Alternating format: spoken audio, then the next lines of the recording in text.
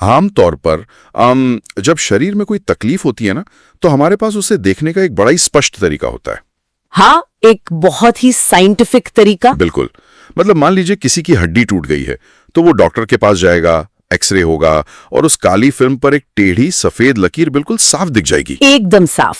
Doctor तुरंत उंगली रखकर बता देगा कि समस्या यहाँ है। हाँ, और हम इंसानों को ना चीजें इसी तरह साफ साफ समझना बहुत पसंद है, ब्लैक एंड व्हाइट। क्योंकि हमारी इंसानी फितरत है, हमें हर चीज के लिए एक स्पष्ट डायग्नोसिस चाहिए होता है, या तो हड्डी टूटी है या नहीं टूटी है। सही बात है। जब चीजें इस तरह स्पष्ट होती है ना, तो हमें एक तरह की सुरक्षा का एहसास होता है, एक तसल्ली मिलती है कि चलो सब कुछ हमारे कंट्रोल में है। लेकिन देखिए, जरा सोचिए, जिस मैं को बचाने के लिए हम इतनी जद्दोजहद करते हैं, जिस पहचान को सुरक्षित रखने के लिए हम पूरी जिंदगी लड़ते रहते हैं, उसे आज तक दुनिया की कोई भी एक्सरे मशीन या MRI स्कैनर नहीं ढूंढ पाया है। बहुत गहरी बात है ना?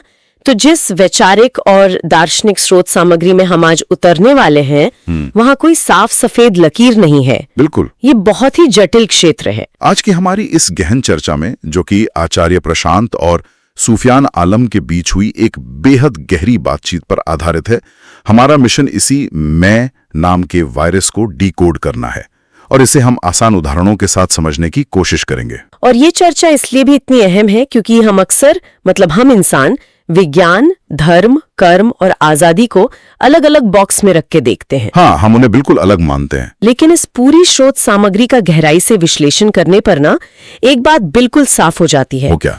कि इन सभी भारी लगने वाले विषयों के केंद्र में सिर्फ एक ही बुनियादी धागा जुड़ा हुआ है, और वो है अहंकार, यानी ईगो की असलियत। अच्छा। हाँ, जब तक कोई इंसान इस अहंकार के काम करने के तरीके को, इसके मैकेनिज्म को नहीं समझता, तब तक जीवन के बाकी सारे सवाल सिर्फ एक अंतहीन पहेली ही बने रहते हैं। तो चलिए इसे थोड़ा खोलते हैं। हम इंसान हमेशा एक सवाल के पीछे भागते रहते हैं कि जीवन का उद्देश्य क्या है। हाँ, हर जगह यही सवाल है। बिल्कुल। इंटरनेट पर, किताबों में, सेमिनारों में हर कोई बस यही ढूंढ रहा है। लेकिन इस चर्चा की शुरुआत ही इस बात से होती है कि ये सवाल ही अपने आप में एक बहुत बड़ा धोखा है। एकदम सही। अब पहली बार सुनने में ये बात बहुत अजीब लगती है मुझे। मतलब जीवन में कोई उद्देश्य होना तो अच्छी बात है ना, इसमें धोखा कैसा? धोखा उस उद्देश्य में नहीं है, धोखा असल में उस खोजने वाले में है। खोजने वाले में? हाँ, स्रोत सामग्री ये बहुत अच्छे से स्पष्ट करती है कि जीवन का उद्देश्य खोजने से पहले इंसान को खुद से ये बुनियादी सवाल पूछना चाहिए कि ये उद्देश्य खोजने वाला मैं आखिर है कौन। हम तो मान लेते हैं कि जो मैं ये सवाल पूछ रहा है वो बहुत ही ठोस है। बिल्कुल, हम उसे सच मान लेते हैं, जबकि असलियत में इंसान का ये जो मैं है, ये कोई भौतिक या फिजिकल चीज नहीं है। ये सिर्फ एक खोखला दावा है। खोखला दावा? हाँ, चर्चा में इसे समझाने के लिए ना, कंप्यूटर सॉफ्टवेयर के एक बग या गणित की गलती का बहुत ही शानदार उदाहरण दिया गया। अरे हाँ, वो 2 + 2 = 5 वाला उदाहरण, वो मुझे बहुत सटीक लगा था। हाँ, वो बहुत ही बेहतरीन तरीका है इसे समझने का। अगर मैं इसे सुनने वालों के लिए थोड़ा और खोलूं तो मान लीजिए कागज पर किसी ने लिख दिया 2 + 2 = 5। ठीक है। अब वो गलती अपने आप में कोई भौतिक चीज तो नहीं है ना? उस गलती का कोई वजन नहीं है, उसकी कोई लंबाई या चौड़ाई नहीं है जिसे छुआ जा सके। बिल्कुल, वो पूरी तरह से अभौतिक है। हाँ, लेकिन जरा कल्पना कीजिए कि किसी 100 मंजिला गगनचुंबी इमारत के ब्लूप्रिंट में, उसके बेस डिजाइन में यही 2 + 2 = 5 वाली गलती फीड कर दी जाए, तब क्या होगा? तब तो वो पूरी बिल्डिंग ही एक दिन रह जाएगी। मतलब हजारों लोगों की जान जा सकती है। बस यही पॉइंट है। यानी उस अभौतिक गलती के बहुत ही भयानक और भौतिक परिणाम होते हैं। हमारा अहंकार, हमारी ये मैं की धारणा बिल्कुल उसी सॉफ्टवेयर बग की तरह है। वो खुद कुछ नहीं है, लेकिन दुनिया में आज तक जितने भी युद्ध हुए हैं, जो भी तबाही मची है, वो सब इसी एक अदृश्य बग के फिजिकल परिणाम है। बाप रे, ये एनालिसिस तो बहुत कुछ साफ कर देती है ना? हाँ, मुझे तो ऐसा लग रहा है जैसे किसी वीडियो गेम का कोई कैरेक्टर गेम के अंदर ही अपने जीवन का उद्देश्य ढूंढने निकल पड़ा हो। हाँ, दीवारों से टकरा रहा हो। बिल्कुल, दीवारों से टकरा रहा है और उसे ये पता ही नहीं कि असल में वो सिर्फ एक कोड है और कंट्रोलर किसी और ही के हाथ में। एकदम सटीक उदाहरण दिया आपने। इसी बात से ना एक और बड़ा भ्रम टूटता है जो हमारे समाज में बहुत गहराई तक बसा हुआ है। कौन सा भ्रम? अक्सर कहा जाता है कि इंसान के भीतर जो एक अधूरापन है, जो एक खालीपन है, उसी बेचैनी की वजह से दुनिया में महान कला, संगीत और रचनात्मकता का जन्म होता है। लोग कहते हैं ना कि इसी तड़प से अच्छी कविताएं लिखी जाती हैं। हाँ, ये कला और साहित्य की दुनिया का सबसे बड़ा रोमांटिसिज्म है। बिल्कुल। और यहाँ जो सबसे दिलचस्प बात है वो ये है कि इस चर्चा में इसे बहुत ही तार्किक ढंग से काटा गया है। अच्छा, कैसे? देखिए, अधूरेपन से कभी भी रचनात्मकता या क्रिएटिविटी नहीं आती। अधूरेपन से सिर्फ उपभोग यानी कंजम्पशन की लालसा जन्म लेती है। जब इंसान भीतर से अधूरा महसूस करता है ना, तो वो उस गड्ढे को भरने के लिए और ज्यादा चीजें बटोरना चाहता है। मतलब और ज्यादा रिश्ते, पैसा, शोहरत? बिल्कुल, वो बस चीजों को कंज्यूम करता है। स्रोत के अनुसार असली रचनात्मकता तब आती है जब इंसान शून्यता में होता है। शून्यता में? हाँ, नथिंगनेस में, यानी जब वहां कोई अहंकार, कोई मैं मौजूद ही नहीं होता। अरे वाह! तो जीवन का असली उद्देश्य कोई बाहरी मंजिल या पद पाना नहीं है, बल्कि अपने इसी सॉफ्टवेयर की डीबगिंग करना है। उस बग को पहचानना है और हटाना है। लेकिन जब हम इस डीबगिंग या सच की तलाश की बात करते हैं तो अक्सर आधुनिक समाज की नजर तुरंत विज्ञान की तरफ जाती है। हाँ, साइंस की तरफ। हमें लगता है कि विज्ञान हमें सब कुछ समझा देगा, हमारी हर बीमारी का इलाज कर देगा। अगर हम सिर्फ एक भौतिक शरीर हैं, केमिकल्स का एक गट्ठर हैं, तो क्या विज्ञान इस मैं वाले बग को फिक्स नहीं कर सकता? ये एक बहुत ही अहम सवाल है और यहीं पर ना विज्ञान की सीमाएं खुलकर सामने आती हैं। देखिए, विज्ञान ने बेशक कई बड़ी धारणाओं को तोड़ा है। उदाहरण के लिए क्वांटम फिजिक्स ने दिखा दिया है कि एक ही चीज एक ही समय में वेव यानी तरंग और पार्टिकल यानी कण दोनों हो सकती है। हाँ, उसने कई भौतिक द्वैतों को खत्म किया है। बिल्कुल, लेकिन विज्ञान का पूरा ढांचा एक खास तरह की ऑब्जेक्टिविटी पर टिका हुआ है। मतलब वो हमेशा एक बहुत बड़ी चीज को अपने अध्ययन से बाहर छोड़ देता है, और वो है अनुभव करने वाला, यानी द एक्सपीरियंसर। अच्छा, इसे थोड़ा और आसान भाषा में समझते हैं। मतलब विज्ञान ये तो बहुत अच्छे से बता देगा कि जब कोई इंसान रो रहा है तो उसके दिमाग के किस हिस्से में न्यूरॉन्स फायर हो रहे हैं। हाँ, कौन सा स्ट्रेस हार्मोन रिलीज हो रहा है। बिल्कुल, और उसकी आंखों की अश्रु ग्रंथियां कैसे काम कर रही हैं, वो हमें पूरी मशीनरी समझा देगा। एकदम सही। लेकिन वो जो दुख का असली अनुभव है, मेरा मतलब है जो भारीपन और दर्द वो इंसान उस पल महसूस कर रहा है, क्या विज्ञान उस अनुभव को समझा सकता है? नहीं समझा सकता। विज्ञान तो सिर्फ कैसे का जवाब दे रहा है, क्यों और कौन महसूस कर रहा है का नहीं। बिल्कुल सही। अगर हम इसे बड़े परिदृश्य से जोड़े ना, तो विज्ञान की सबसे बड़ी सीमा उसका अपना ऑब्जेक्टिविटी का अहंकार है। विज्ञान का भी अहंकार है? हाँ, विज्ञान खुद को उस चीज से हमेशा अलग रखकर देखता है जिसका वो अध्ययन कर रहा है। वो मानता है कि एक देखने वाला है और एक देखी जाने वाली वस्तु है। लेकिन दिलचस्प बात यह है कि आधुनिक विज्ञान, खासकर क्वांटम मैकेनिक्स, अब खुद इस बात पर अटक रहा है कि मापने वाले की मौजूदगी से मापी जाने वाली चीज बदल जाती है। ओहो, जिसे ऑब्जर्वर इफेक्ट कहते हैं। एकदम सही। विज्ञान ये तो बता देता है कि पेड़ के नीचे कोई भूत नहीं है। वो बाहरी दुनिया के अंधविश्वासों को काट देता है। हाँ। लेकिन हमारे भीतर का जो सबसे बड़ा अंधविश्वास है कि मैं हूं और मैं दुख भोग रहा हूं, उस पर विज्ञान के पास कोई जवाब नहीं है। वो चुप हो जाता है। तो इसका मतलब है कि विज्ञान बाहरी दुनिया में तो बहुत तार्किक है, लेकिन जब बात भीतर की आती है तो वो बिल्कुल चुप हो जाता है। हाँ। और एक तरह से देखा जाए तो किसी सबसे जरूरी सवाल पर इस तरह की चुप्पी साधना खुद विज्ञान को भी एक तरह का अंधविश्वासी बना देती है। बिल्कुल सही कहा आपने। और जब विज्ञान हमारे इन गहरे भीतरी सवालों का जवाब देने में नाकाम रहता है ना, तो उस खालीपन से इंसान डर जाता है। डर तो लगेगा ही। और उसी डर को भरने के लिए, उसी सुरक्षा की तलाश में इंसान धर्म, ईश्वर और पुरानी कहानियों की तरफ मुड़ता है। हाँ, ये तो बहुत आम पैटर्न है। लेकिन यहाँ एक और बड़ा मनोवैज्ञानिक जाल बिछा हुआ है। अच्छा। इंसान का अहंकार इतना चालाक और शातिर है कि वो धर्म के क्षेत्र में भी खुद को बचाने का रास्ता निकाल ही लेता है। और यहाँ बात सच में बहुत दिलचस्प हो जाती है, क्योंकि स्रोत सामग्री में एक बात थी जिसने मुझे सबसे ज्यादा सोचने पर मजबूर किया। वो कौन सी बात? चर्चा में ईश्वर ही सत्य है और सत्य ही ईश्वर है के बीच जो अंतर बताया गया है वो बहुत गहरा है।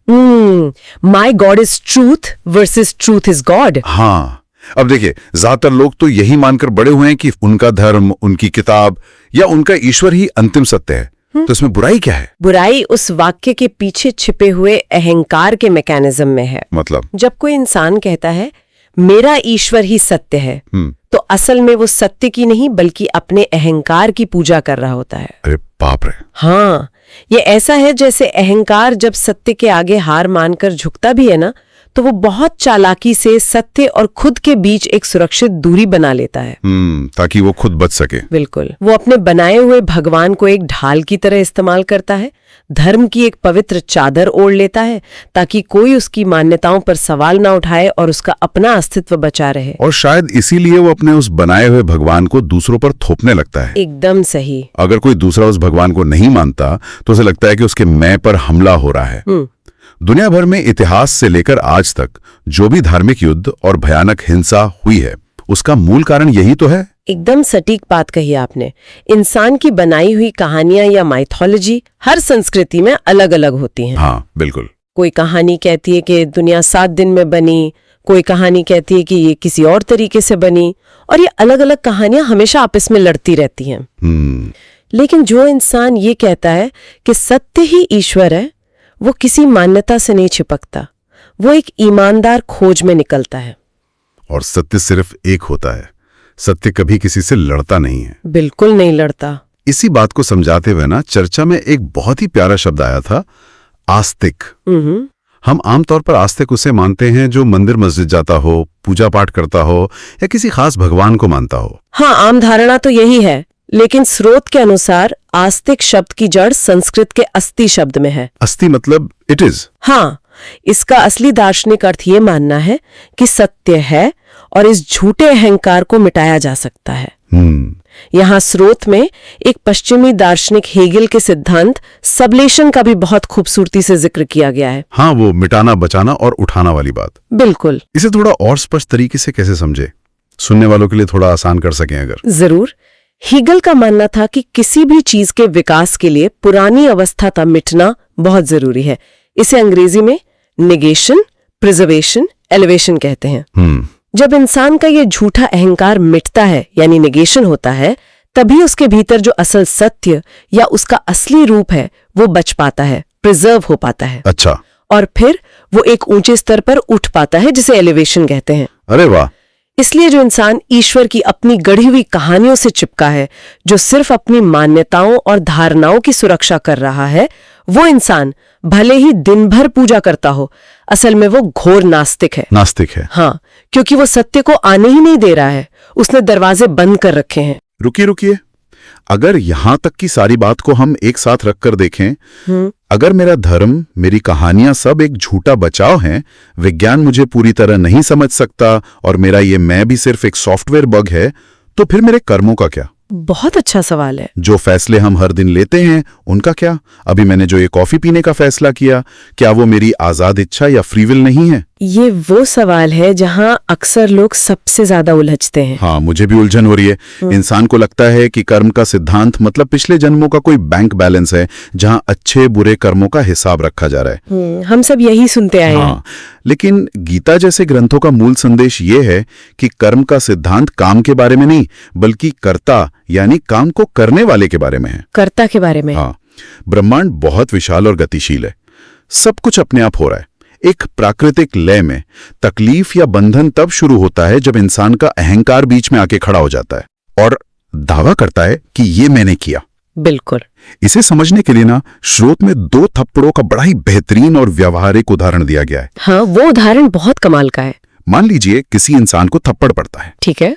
पहला थप्पड़ तो सिर्फ भौतिक विज्ञान है। क्या हुआ? 2 चीजें टकराईं, ध्वनि तरंगे पैदा हुई, गाल और हाथ के बीच घर्षण हुआ और थोड़ा तापमान बढ़ गया। हाँ, विशुद्ध विज्ञान, स्किन से स्किन टकराए। बिल्कुल।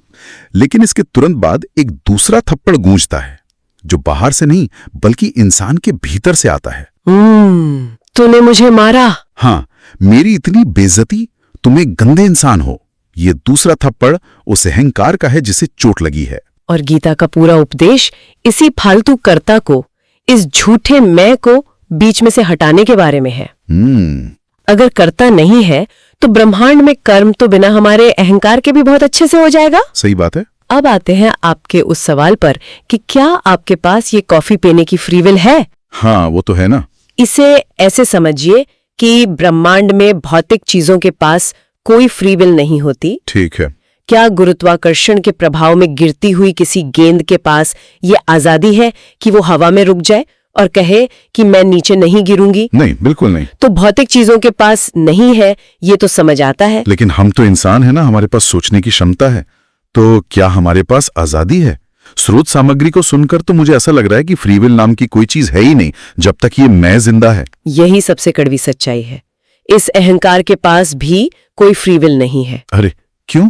क्योंकि ये अहंकार भी तो पूरी तरह से भौतिक कंडीशनिंग की ही उपज है। मतलब? हम वही फैसला लेते हैं जिसके लिए हमारे समाज, हमारे परिवार, हमारी शिक्षा और सबसे बढ़कर हमारे शरीर के केमिकल्स और हार्मोन्स ने हमें कंडीशन्ड किया है। ओहो। आपको लग रहा है कि आपने कॉफी पीने का स्वतंत्र फैसला लिया, लेकिन असल में आपके दिमाग को कैफीन की तलब थी और आपके बायोलॉजिकल मैकेनिज्म ने आपको वो फैसला लेने पे मजबूर किया। बाप रे। तो आजादी कहाँ है फिर? सच्ची फ्री विल सिर्फ तब पैदा होती है जब ये चुनने वाला यानी अहंकार ही पूरी तरह मिट जाता है। लेकिन अगर फ्री विल नहीं है तो क्या इसका मतलब ये है कि सब कुछ पहले से तय है? क्या हम एक डिटर्मिनिस्टिक दुनिया में जी रहे हैं जहां हम सिर्फ कठपुतलियां हैं? नहीं, इस बारीकी को समझना बहुत जरूरी है। फ्री विल नहीं है इसका मतलब भाग्यवाद या फैटलिज्म बिल्कुल नहीं है। अच्छा, इसका मतलब ये नहीं है कि कोई ऊपर बैठकर हमारी डोरियां हिला रहा है। तो फिर क्या मतलब है? इसका मतलब सिर्फ इतना है कि जब तक इंसान अहंकार की कैद में है तब तक उसके पास कोई सच्ची आजादी नहीं है। सच्ची आजादी या मुक्ति किसी जेलर के आकर जेल का दरवाजा खोलने जैसी नहीं होती।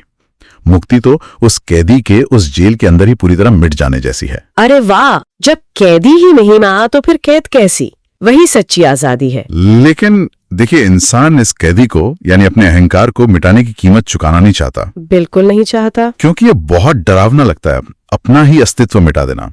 कोई आसान बात तो है नहीं। इसलिए वो क्या करता है? क्या करता है? वो एक बहुत आसान रास्ता चुनता है और अपनी जिम्मेदारी, अपने हर फैसले का बोझ बाहरी चीजों पर डाल देता है। हाँ, एस्केपिज्म। बिल्कुल।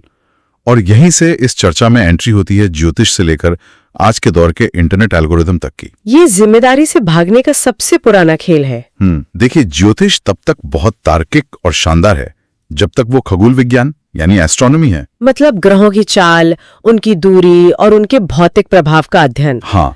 लेकिन जब इंसान ये मान लेता है कि करोड़ों किलोमीटर दूर अंतरिक्ष में बैठा जुपिटर ग्रह ये तय करेगा कि उसकी नौकरी लगेगी या नहीं, या उसकी शादी किससे होगी, तो ये विशुद्ध अंधविश्वास बन जाता है। स्रोत में इसे बहुत ही वैज्ञानिक तरीके से काटा गया है। भौतिक विज्ञान के इनवर्स स्क्वायर लॉ का जिक्र किया गया था। हाँ, वो बहुत ही तार्किक तर्क था। यह नियम बहुत सीधा है, जो चीज जितनी पास है उसका गुरुत्वाकर्षण प्रभाव उतना ही ज्यादा होगा। बिल्कुल। और दूरी बढ़ने के साथ प्रभाव तेजी से कम होता जाएगा।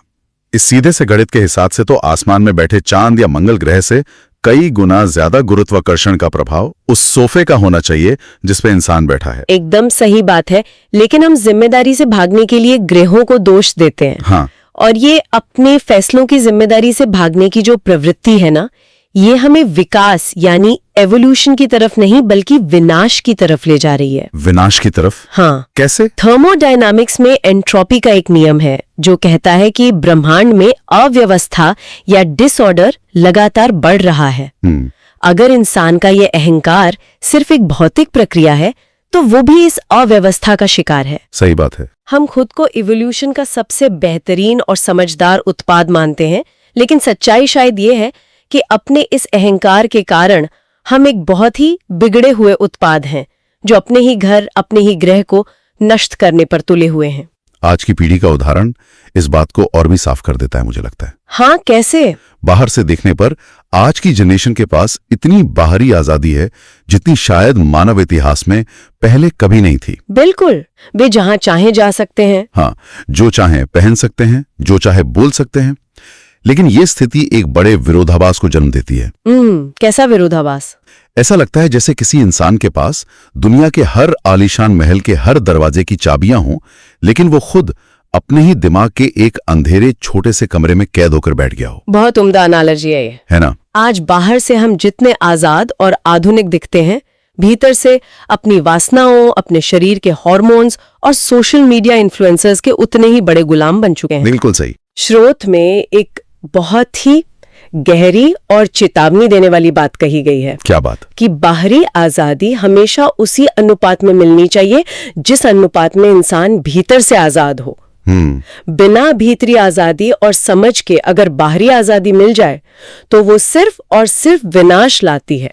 और आज के दौर में इंटरनेट और सोशल मीडिया के जो एल्गोरिदम्स हैं वो इंसान की इसी अज्ञानता और भीतरी गुलामी को लगातार बढ़ा रहे हैं। बिल्कुल बढ़ा रहे हैं। ये एल्गोरिदम कैसे काम करते हैं? ये हमें वही चीज बार बार दिखाते हैं जो हमें पसंद है, जो हमारी मान्यताओं को सही ठहराती है और हमारे अहंकार को सहलाती है। हाँ, इको चेम्बर बना देते हैं। बिल्कुल। जबकि स्रोत के अनुसार सच्ची शिक्षा या टीचिंग का असली काम क्या है? एक सच्चे गुरु का काम आपको सहलाना नहीं है, बल्कि आपके कंफर्ट जोन को तोड़ना, आपकी मान्यताओं को डिसरप्ट करना है। एकदम सही। एल्गोरिदम आपको आपकी ही बनाई हुई एक आरामदायक लेकिन झूठी दुनिया में कैद रखता है, जहां सब आपसे सहमत हैं। जबकि असली ज्ञान और सच्ची शिक्षा आपको उस कैद से बाहर खींचती है, भले ही वो प्रक्रिया कितनी भी दर्दनाक या असहज क्यों ना हो। क्योंकि वो आपके मैं पर सीधा प्रहार करती है। बिल्कुल। तो आज की इस वैचारिक सफर को अगर हम समेटें तो हमने कई परतों को उधेड़ा है। हाँ, बहुत कुछ कवर किया है हमने। हमने देखा कि ये जो मैं है, जिसे हम इतना सच मानते हैं, वो असल में एक बहुत बड़ा झूठा दावा है। बिल्कुल। एक बग है जो सारी समस्याएं पैदा कर रहा है। बिल्कुल। हमने ये भी समझा कि विज्ञान बेशक शक्तिशाली है, लेकिन अनुभव करने वाले को समझने में उसकी अपनी सीमाएं हैं। हाँ, विज्ञान हर चीज का जवाब नहीं है। और हमने देखा कि दुनिया की तमाम कहानियां और मान्यताएं सच नहीं हो सकती, क्योंकि सत्य एक है और वो किसी से नहीं लड़ता। सही बात है। कर्म बिना किसी कर्ता के, बिना किसी अहंकार के भी बहुत अच्छे से हो सकता है, और उसे मिटाने में ही छिपी है। सार यही है कि जब तक इंसान बाहरी दुनिया में कारणों और आजादी को खोजता रहेगा, वो हमेशा भटकता रहेगा। असली यात्रा, असली डीबगिंग हमेशा भीतर की ही होती है। इस गहन चर्चा को खत्म करने से पहले हम सब के लिए, सुनने वालों के लिए सोचने लायक एक बहुत ही जरूरी और चुभने वाला विचार है। हम सब दिन भर अपने फोन पर जो बिना सोचे समझे लगातार घंटों तक स्क्रॉल करते रहते हैं। मेरा मतलब है, जरा रुक कर सोचिए, क्या वो सच में हमारी अपनी आजाद पसंद है? बहुत गहरा सवाल है ये। क्या हम सच में वो देखना चाहते हैं, या फिर हमारा ये अहंकार उस एक पल के सन्नाटे से डरता है? खामोशी से डरता है। हाँ, उस खामोशी से डरता है जहां अगर फोन की स्क्रीन बंद हो गई तो शायद उसे अपने खुद के न होने की सच्चाई का, उस गहरे खालीपन का सामना करना पड़ जाए। क्या हम सिर्फ खुद से भागने के लिए स्क्रॉल कर रहे हैं? इस पे जरूर सोचिएगा। ये सच में एक ऐसा सवाल है जो हमें हमारी रोजमर्रा की आदतों के पीछे छिपे डर से रूबरू कराता है। बिल्कुल। अगली बार तक के लिए ऐसे ही गहरे, चुनौतीपूर्ण और हमारी मान्यताओं को तोड़ने वाले सवालों के साथ हम फिर लौटेंगे। सुनते रहिए और सबसे जरूरी बात, सवाल करते रहिए।